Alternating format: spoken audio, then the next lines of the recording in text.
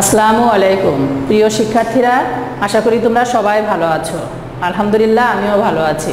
Banasree national ideal school কর্তৃক আয়োজিত BNIS home স্কুলে আমি কোহিনুর ইয়াসমিন তোমাদের স্বাগত জানাচ্ছি। প্রিয় শিক্ষার্থীরা, আজ আমি সপ্তম শ্রেণীর শিক্ষার্থীদের সঙ্গে রয়েছি। তোমরা তোমাদের সুবিধার জন্য বইটা বের করো, 17 নাম্বার পেজ। দেখো শিক্ষার্থীরা, সপ্তম শ্রেণী গার্হস্থ্য বিজ্ঞান, শিক্ষক কোহিনুর ইয়াসমিন। আমি তোমাদের আজকে সম্পূর্ণ নতুন একটি অধ্যায় নিয়ে আলোচনা করব, সেটা হচ্ছে অধ্যায় 3। শিক্ষার্থীরা, তোমরা সবাই 17 নাম্বার পেজ বের করো। এটা তোমাদের বার্ষিকের সিলেবাস অনুযায়ী আজকে শুরু করলাম। দেখো, খেয়াল করো যে 17 নাম্বার পেজ সবাই বের করে ফেলো। গৃহকে মনোরম ও আকর্ষণীয় করার নীতি। এখানে আমরা বিভিন্ন জিনিস সম্পর্কে জানবো। গৃহকে মনোরম ও আকর্ষণীয় করার নীতি আলোচ্য বিষয় হচ্ছে পাঠ 1, শিল্প উপাদান সম্পর্কে আমরা জানবো। শিল্প কি? শিল্প উপাদান সম্পর্কে জানতে গেলে আমাদের আগে জানতে হবে শিল্প কি। শিল্প কি আমরা সবাই জানি, আমরা সবাই কিন্তু সৌন্দর্যের পূজারী, শিল্পী মনে আমরা সবাই। আমাদের গৃহকে, আমাদের ঘরকে, আমাদের ভাষাকে সুন্দর পরিচ্ছন্ন রাখতে গেলে আমাদের বিভিন্ন ধরনের উপকরণ ব্যবহার করতে হয়। আর সেই যে উপকরণে আমরা ব্যবহার করি না কেন, যে আসবাবে ব্যবহার করি না কেন, আমাদের খেয়াল করতে হয় যে জিনিসটা যাতে সুন্দর হয়। যেহেতু আমরা সবাই সৌন্দর্যের পূজারী, সৌন্দর্যকে সবাই কিন্তু ভালোবাসি। তাহলে শিক্ষার্থীরা, আমরা আজকে শিল্প সম্পর্কে জানবো যে শিল্প হচ্ছে যে কোনো ধরনের প্রচেষ্টা বা অনুভূতি যা মানুষকে আনন্দ দেয়। যা মানুষকে আনন্দ দেয় সেটাই হচ্ছে শিল্প। গৃহকে মনোরম ও আকর্ষণীয় করার জন্য এই শিল্পের প্রয়োজন হয়। এই শিল্পটা যদি না থাকতো তাহলে আমাদের গৃহ মনোরম এবং আকর্ষণীয় হতো না। অর্থাৎ আমাদের ভালো লাগে সেই শিল্পটা হতে পারে আমাদের আচরণের মধ্য দিয়ে, হতে পারে আমাদের গৃহকে সুন্দর করে সাজানোর মধ্য দিয়ে। তাহলে শিল্প কি শিক্ষার্থীরা আমরা জানলাম যে শিল্প হচ্ছে যে কোনো ধরনের প্রচেষ্টা বা অনুভূতি যা মানুষকে আনন্দ দেয়। আর শিল্প উপাদান হচ্ছে যা কিছু দিয়ে শিল্প সৃষ্টি করা হয় তাই হচ্ছে শিল্প উপাদান। প্রিয় শিক্ষার্থীরা, শিল্প উপাদানের মধ্যে রং, রেখা, আকার, জমিন উল্লেখযোগ্য। যা কিছু দিয়ে শিল্প সৃষ্টি করা হয়, অর্থাৎ আমরা শিল্পটাকে তৈরির জন্য যে উপকরণ সমূহ ব্যবহার করি সেটাই হচ্ছে শিল্প উপাদান। ধরে নাও, একটা কাগজ দিয়ে তুমি কিছু বানাবে, ফুল, পাখি, লতা বা নৌকা বানাবে। সেক্ষেত্রে যেটা বানালে কাগজটা হচ্ছে উপকরণ, মানে উপাদান বা উপকরণ, আর যেটা বানালে সেটা হচ্ছে ফুল বা লতা, পাতা বা নৌকা যাই হোক না কেন, সেটা হচ্ছে শিল্প হলো। তাহলে শিল্প তৈরির ক্ষেত্রে যে উপাদান সমূহ বা উপকরণ সমূহ ব্যবহার করা হয় সেটাই হচ্ছে শিল্প উপাদান। অর্থাৎ দেখো, আবার বলছি, যা কিছু দিয়ে শিল্প সৃষ্টি করা হয় তাই হচ্ছে শিল্প উপাদান। রং, রেখা, আকার, জমিন এই শিল্প উপাদানের মধ্যে হচ্ছে উল্লেখযোগ্য। রং বা কালার, আমাদের চারপাশে নানা ধরনের রং দেখা যায়। রং দেখার জন্য আলোর প্রয়োজন হয়।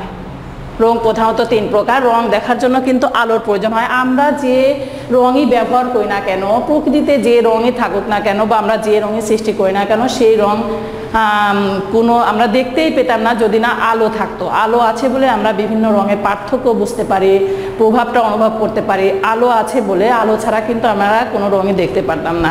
তাই সেক্ষেত্রে আলোর জন্য, রং দেখার জন্য আলোর প্রয়োজন হয়।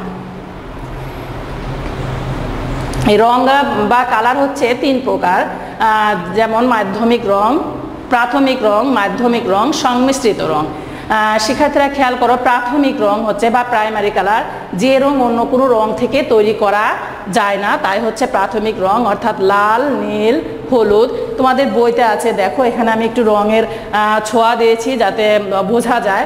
লাল, নীল, হলুদ এটা হচ্ছে প্রাথমিক রং। এই লাল, নীল এবং হলুদ হচ্ছে প্রাথমিক রং। এই 3টি রং অন্য কোনো রং থেকে তৈরি করা যায় না। এই 3টি রং থেকেই কিন্তু আমরা বিভিন্ন ধরনের রং তৈরি করব পরবর্তীতে, কিন্তু এই 3টি রং অন্য কোনো রং থেকে তৈরি করা যায় না। তাই এটাকে প্রাথমিক রং বা প্রাইমারি কালার বলা হয়েছে। মাধ্যমিক রং বা সেকেন্ডারি কালার, একই পরিমাণ 2টি প্রাথমিক রং মেশালে যে রঙের সৃষ্টি হয় তাই হচ্ছে মাধ্যমিক রং। যেমন লাল আর নীল মিলে হয়েছে কি? বেগুনি। লাল এবং নীল একই পরিমাণ, এতে লালটা যতটুকু পরিমাণ নিব নীলও তত পরিমাণ নিব, তাহলে হচ্ছে লাল আর নীলের সংমিশ্রণে তৈরি হচ্ছে বেগুনি, আর নীল আর হলুদের সংমিশ্রণে তৈরি হচ্ছে সবুজ। এখানে দেখো হলুদ আর লালের সংমিশ্রণে তৈরি হচ্ছে কমলা। তাহলে প্রিয় শিক্ষার্থীরা খেয়াল করো যে দুইটি প্রাথমিক রঙের সংমিশ্রণে একটি মাধ্যমিক রং তৈরি হচ্ছে, দুইটি প্রাথমিক রঙের সংমিশ্রণে একটি মাধ্যমিক রং তৈরি হচ্ছে। সংমিশ্রিত রং বা টার্টিয়ারি কালার সমান পরিমাণ একটি প্রাথমিক রং এবং একটি মাধ্যমিক রঙের মিশ্রণে সংমিশ্রিত রং তৈরি হয়। যেমন লাল রং একটি সমান পরিমাণ একটি প্রাথমিক রং এবং একটি মাধ্যমিক রং মিলিয়ে হচ্ছে সংমিশ্রিত রং। যেমন লাল এবং বেগুনি, এই লাল এবং বেগুনি সমান পরিমাণ মিলিয়ে হচ্ছে লালচে বেগুনি। তাহলে একটি প্রাথমিক রং এবং একটি মাধ্যমিক রঙের সংমিশ্রণে তৈরি হচ্ছে লালচে বেগুনি। ঠিক তেমনি এখানে খেয়াল করো যে এটা হচ্ছে নীল রং, নীল রং হচ্ছে প্রাথমিক রং, এই নীল রং একটি, আর সবুজ রং হচ্ছে মাধ্যমিক রং। নীল আর সবুজ মিলিয়ে হচ্ছে নীলচে সবুজ। আবার সবুজ আর হলুদ একটি প্রাথমিক রং এবং একটি মাধ্যমিক রং এবং একটি প্রাথমিক রং। হলুদ হচ্ছে প্রাথমিক রং, মাধ্যমিক রং হচ্ছে সবুজ, এই দুটি মিলনে হচ্ছে হলদে সবুজ। তোমাদের সুবিধার জন্য দেখো আমি একটু বুঝাই, সেটা হচ্ছে আমরা যদি এভাবে বুঝাই যে একটি প্রাথমিক রং কি লাল, নীল, হলুদ প্রাথমিক রং। এই লাল আর নীলের এখানে যদি আমরা আরেকটা এরকম ত্রিভুজ আকারে দেই, তাহলে লাল আর নীলের মিশ্রণে তৈরি হচ্ছে বেগুনি। এই দুইটা মিশ্রণে তৈরি হচ্ছে, আমরা মাঝখানে দিয়ে দিলাম, এটা হচ্ছে বেগুনি। আর নীল আর হলুদ মিলে হচ্ছে কি সবুজ। সবুজ, হলুদ আর লাল দুইটা প্রাথমিক রঙের মিলিত হয়ে একটা মাধ্যমিক রং হচ্ছে, সেটা হচ্ছে কি কমলা। এটা হচ্ছে কমলা। আর দেখো একটা প্রাথমিক রং, এটা হচ্ছে প্রাথমিক রং, এটা হচ্ছে মাধ্যমিক রং, এই দুইটার মিলনে হচ্ছে লালচে বেগুনি। লালচে বেগুনি। আর এটা হচ্ছে নীল আর বেগুনি, এটা মাধ্যমিক রং, এটা প্রাথমিক রং, এই দুইটার মিলনে হচ্ছে নীলচে বেগুনি।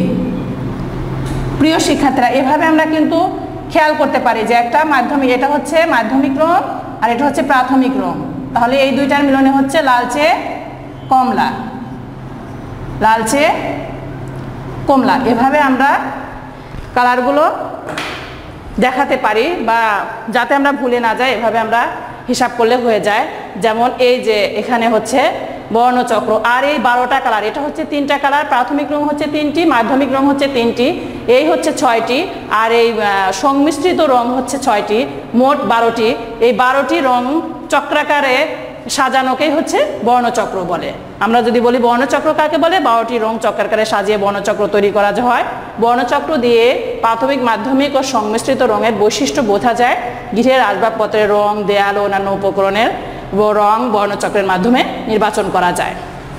অর্থাৎ এই বর্ণচক্রের মাধ্যমে কিন্তু আমরা গৃহের যে সজ্জা, দেয়াল, পর্দা, বিছানার চাদর, কভার, এগুলো হচ্ছে আমরা বর্ণচক্রের মাধ্যমে যদি সেই রং সম্পর্কে আমাদের ধারণা হয় বা প্রভাব বা প্রকার সম্পর্কে যদি আমরা জানতে পারি, তাহলে আমাদের ঘরের অভ্যন্তরীণ যে গৃহসজ্জা, সেই গৃহসজ্জায় সুন্দর করে গৃহসজ্জা করাটা আমাদের জন্য সহজ হয়ে উঠবে।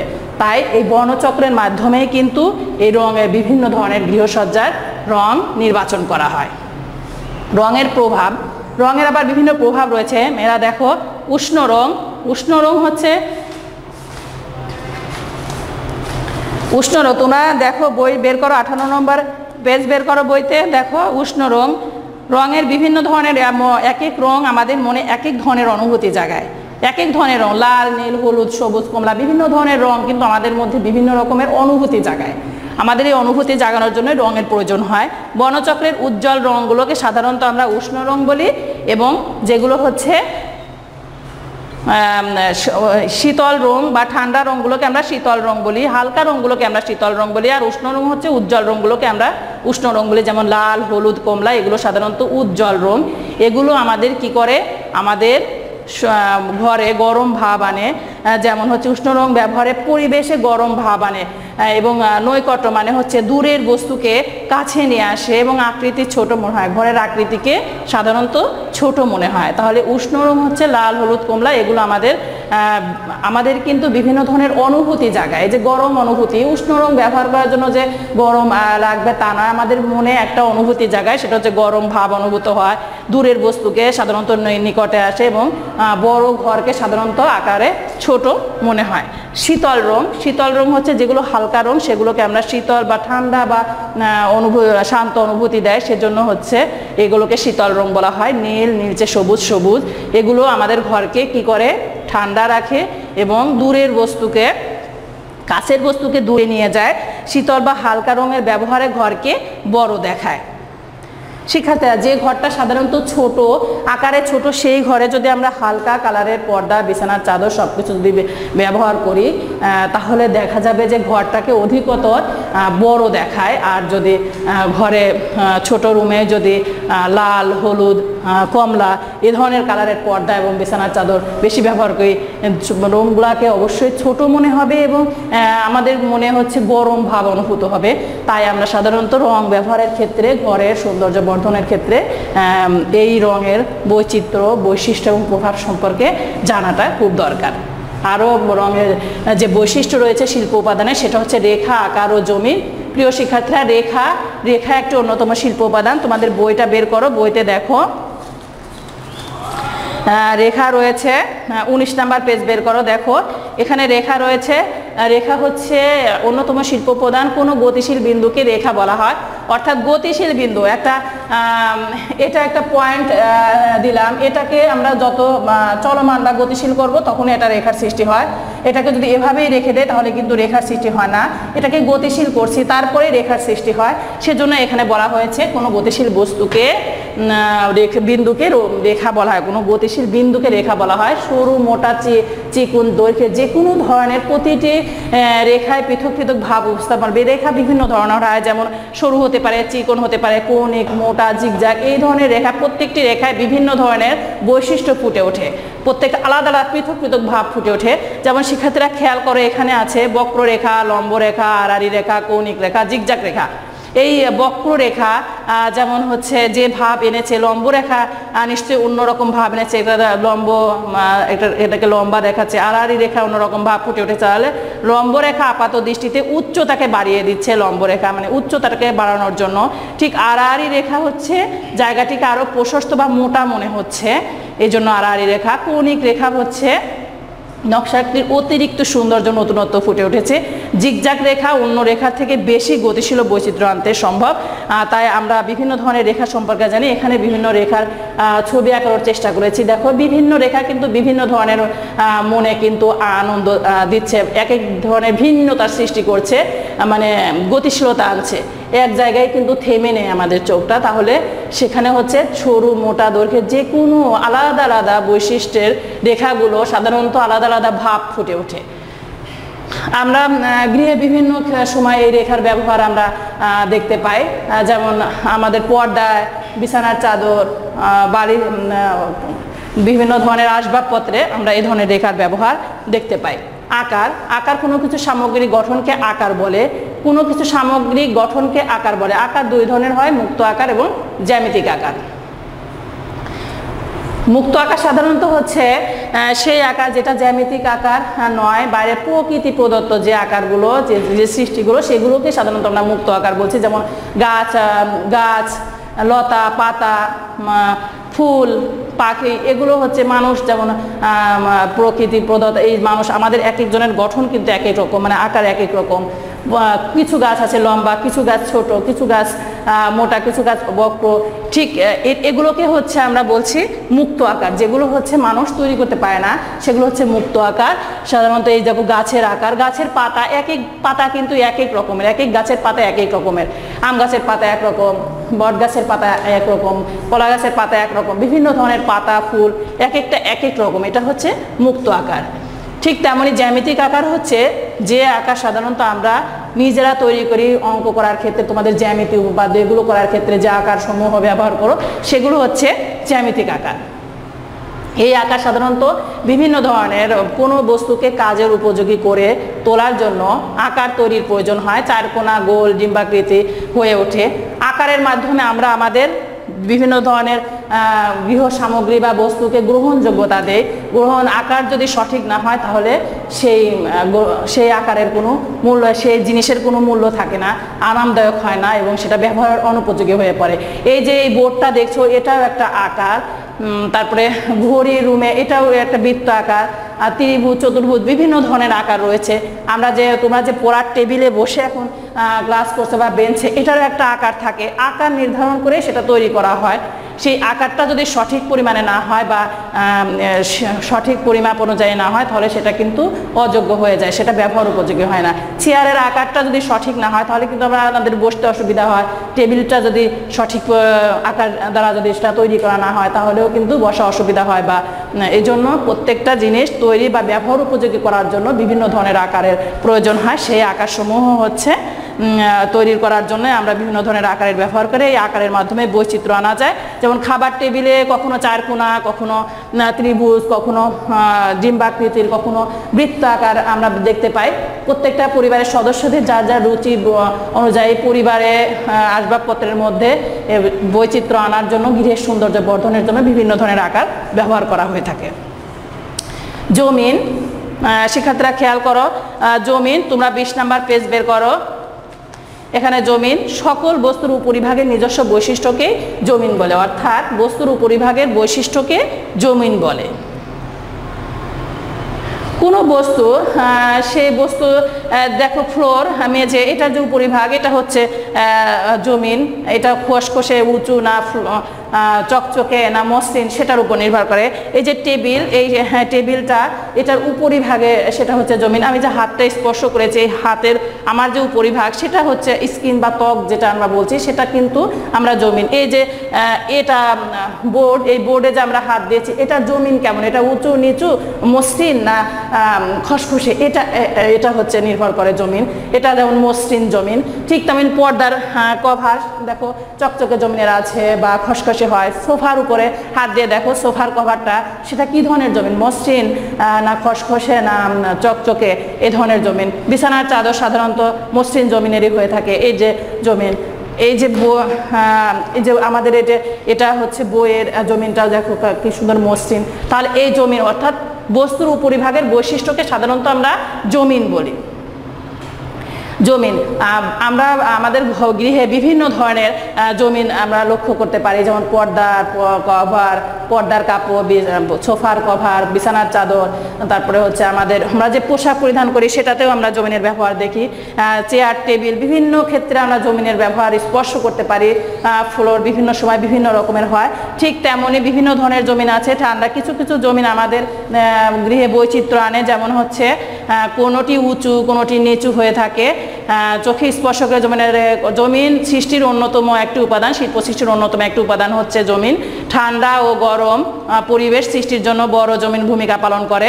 যেমন হচ্ছে জমিন বড় ভূমিকা পালন করে গৃহে ঠান্ডা এবং গরম ভাব আনার জন্য জমিন গুরুত্বপূর্ণ ভূমিকা পালন করে। ভারী ও মোটা জমিনের পর্দা, কার্পেট শীতকালে ঘরকে গরম ভাব আনে। দেখো এখানে হচ্ছে পর্দা দেয়া হয়েছে, এখানে ফ্লোর বা দেয়াল, এটা মসৃণ জমিন। এই যে একটা ফুলদানি দেখতে পাচ্ছ, এই ফুলদানিটা হচ্ছে ডিজাইন সমৃদ্ধ, এটা উঁচু নিচু জমিন। এটাতে ডিজাইন আছে, এখানে আবার ডিজাইন সমৃদ্ধ আছে, এটা আবার মসৃণ দেখা যাচ্ছে। সোফার যে কভার সাধারণত আমরা ব্যবহার করি সেটাতে খসখসে জমিন বা উঁচু নিচু থাকে। কার্পেট সাধারণত মোটা জমিনের হয়ে থাকে গরম ভাব আনার জন্য। তাহলে মোটা ও ভারী জমিনের পর্দা ও কার্পেট শীতকালে গরম ভাব আনে। হালকা ও পাতলা জমিনের পর্দা ঘরে গ্রীষ্মকালে ঠান্ডার অনুমতি দেয়।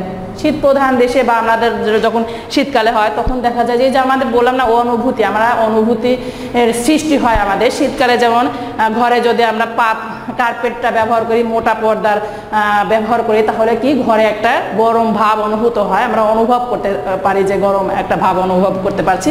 ঠিক তেমনই হচ্ছে গরমের দিনে যদি পাতলা বিছানার চাদর বা হালকা কালারের বা পাতলা পর্দা যদি আমরা ব্যবহার করি বা পাতলা যে পোশাক আমরা পরিধান করি, সেটা কিন্তু আমাদের মনে শীতল এবং ঠান্ডা অনুভূতি দেয়। সেই অনুভূতি আমরা বোধ করি হচ্ছে জমিনের উপর নির্ভর করে এগুলো। তাহলে এই জমিনের উপরে অনেক কিছুই নির্ভর করছে। আবার খোদাই ও নকশা করা আসবাবপত্র, উঁচু নিচু জমিনের গৃহসজ্জার উপকরণ গৃহকে আকর্ষণীয় করে তোলে। সাধারণত আমরা বিভিন্ন ধরনের আসবাবপত্রে খোদাই করা বা নকশাবহুল জিনিস যে আমরা দেখি, আমাদের ফুলদানি, আমাদের ওয়ালমেট, বিভিন্ন ধরনের যে নকশাবহুল যে জিনিস, সেগুলো ঘরে বা গৃহসজ্জায় বৈচিত্র্য আনতে সক্ষম হয়। চকচকে মসৃণ জমিন যেমন মেঝে কাঁচ পর্দা গৃহকে সৌন্দর্য বাড়িয়ে দেয়। চকচকে যে জমিন সেটা হচ্ছে মেঝে সাধারণত মসৃণই থাকে। এছাড়াও কাঁচ পর্দা এটা বিভিন্ন ধরনের ডিজাইন হতে পারে, আলাদা নকশাবহুল হতে পারে, কিন্তু সেটা মসৃণতা তার উপর নির্ভর করে হচ্ছে গৃহের সৌন্দর্য এবং বর্ধন, তা গৃহের সৌন্দর্যকে আরও বাড়িয়ে দেয়। তাহলে প্রিয় শিক্ষার্থীরা, আমরা এই পাঠ থেকে যেটা জানলাম সেটা হচ্ছে দেখো শিল্প উপাদান, পাঠ 1 শিল্প উপাদান। শিল্প কাকে বলে আমরা জেনেছি, শিল্প উপাদান কাকে বলে সেটা সম্পর্কে আমরা জানলাম। রং কি, রং সাধারণত কয় প্রকার হয়, রংগুলো আমাদের গৃহসজ্জায় কেমন ভূমিকা পালন করে, রঙের প্রকৃতি সম্পর্কে জেনেছি, বর্ণচক্র জেনেছি, রঙের প্রভাবটা কি সেটা সম্পর্কে আমরা জানলাম। এছাড়াও আমরা রেখা, আকার ও জমিন সম্পর্কে জানলাম। রেখা যে কিভাবে আমাদের গৃহে বৈচিত্র্য আনতে পারে সেটা সম্পর্কে আমরা জেনেছি। আকার সাধারণত কয় রকম হয়, মুক্ত আকার এবং জ্যামিতিক আকার। মুক্ত আকারগুলো কি, জ্যামিতিক আকারগুলো কি, এইটা সম্পর্কে আমরা এখানে জেনেছি। জমিন কি, বস্তুর উপরিভাগের বৈশিষ্ট্যকে জমিন বলে। জমিনে কিভাবে আমাদের কি ধরনের গরম বা শীতল ভাব অনুভূত হয় বা গৃহের সৌন্দর্য বৃদ্ধি করে সে সম্পর্কে আমরা জেনেছি। তো প্রিয় শিক্ষার্থীরা, এই যে শিল্প বা শিল্প উপাদান, রং, রেখা, জমিন, এগুলো সর্বোপরি সব কিছুই কিন্তু আমাদের মনে আনন্দ এবং অনুভূতি জাগায়, আমাদের গৃহকে সৌন্দর্য বর্ধনে বাড়িয়ে দেয় এবং গৃহের যে অভ্যন্তরীণ সৌন্দর্য বর্ধন করার জন্য আমরা এই সম্পর্কে যদি জানি এবং এটা সম্পর্কে যদি আমরা বুঝতে পারি, তাহলে আমাদের গৃহকে অধিকতর সৌন্দর্য এবং আকর্ষণীয় করে সাজাতে পারবো। প্রিয় শিক্ষার্থীরা, এই পাঠ আমি বোঝানোর একটু চেষ্টা করেছি। তারপরে যদি তোমাদের কোনো বিষয় বুঝতে অসুবিধা হয়, তোমরা এখানে আমার নাম দেওয়া আছে, আমার ফোন নাম্বার দেওয়া আছে, এখানে ফোন করবে, আমি তোমাদের সমাধানের চেষ্টা করব। প্রিয় শিক্ষার্থীরা, আজ এ পর্যন্ত। সবাই ভালো থেকো, সুস্থ থেকো, নিরাপদে থেকো। আল্লাহ হাফেজ।